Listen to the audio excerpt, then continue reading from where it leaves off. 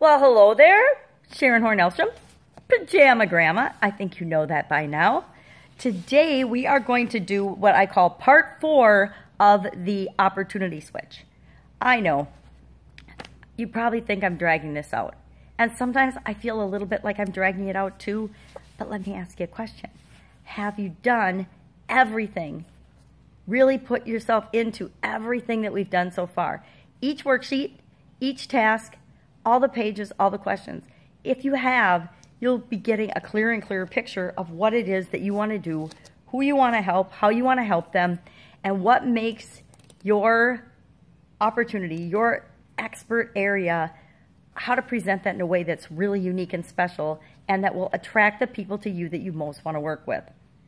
Now yesterday we were looking at our Ask campaign and working on our Ask campaign and how we can turn that into the outline for our event or our masterclass or our workshop, because we want to do a free workshop with real people.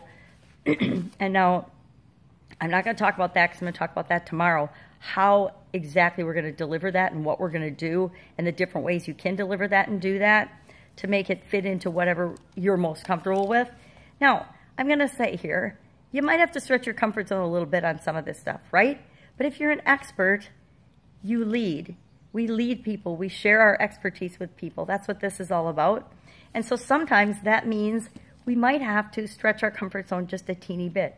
Now, I'm not saying you have to do anything that you're super uncomfortable with, but let's say I don't want to do a live workshop. I don't want to get in front of people in my pajamas and do a live workshop.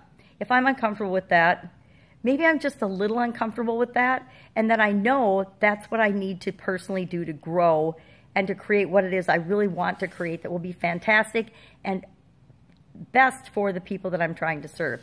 If that's what I need to do, and I'm just a little afraid of it, am I a little afraid of it or am I excited about it? And we'll talk about that again tomorrow. Today I want to talk about how can you use this same information that you got from your Ask campaign to create your outline for your event, to market and to promote what it is that you want to have, your masterclass.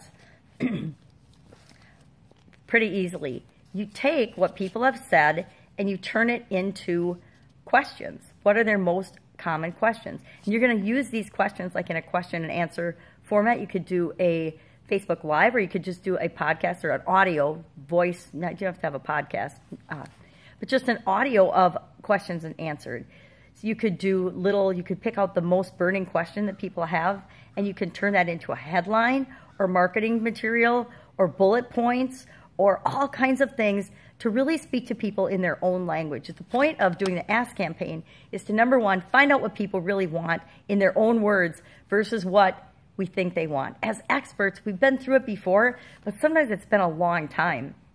Like, I've been through chronic illness things before, but it's been a long time. I mean, it's been 7.5, almost 8 years since my cardiac arrest, my sudden cardiac arrest. Now, with that event, I took copious amounts of notes and data and collections, but it's still not the same as experiencing it right now, feeling it right now. And so the whole purpose of this project is to get us to go back and feel the feelings and know what it was like and really tap back into what it was like when we first got started, where the people we're working with and desiring to work with, where they are right now. Because we have to meet people where they are now. We can't meet them and talk to them because people look at us as experts as like a guru on the mountain. And they see us as, oh, you've already accomplished so much. You've already done so much. You're so much further than I am. I can never get there. And if we stay there and we talk to them from that position, they will not follow us. They will not listen to us. We will not lead anyone. We will be talking to an empty room or an empty phone call or an empty bank account, which is the worst part, right? Because people won't relate to us. We won't be relatable. They will think that we're so much further ahead of them and that they will see this daunting climb up the mountain and they'll feel like they have to do it alone, and that us just telling them something isn't going to help them to do their own climb up the mountain. We need to reach our hand out, take them by the hand, and help them step by step.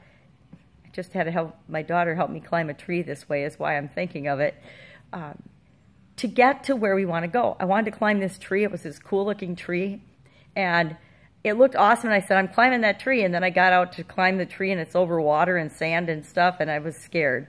And so she took my hand, and she helped me get my footing and showed me where to step by step, so that I could climb that tree and get on that tree over the water, which was fantastic, but it was scary for me because I have a little bit of a fear of heights. Could be because I fell on my head when I was a kid.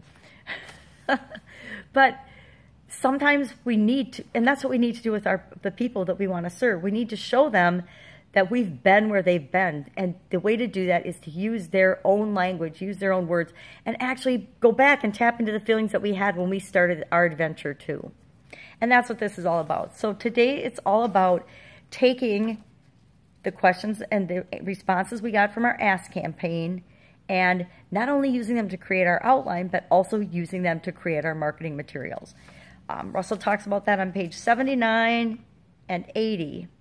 And if you want to read about what I'm talking about in more detail, because I don't always explain things the best, but I try to explain them in my own words, because sometimes me struggling with explaining them just shows another way of looking at them than the most eloquent way that Russell writes in his book, Expert Secrets. So grab your Expert Secrets book, read those couple of pages, and then I will have a worksheet for you to help you work through and to challenge your thinking and just some creative ways that you can use the things that you learned in the Ask campaign to create some marketing materials or some ways to get interest and to talk to the people where they are now to really get them to want to find out what you can do to help them and how you can share your expertise with them.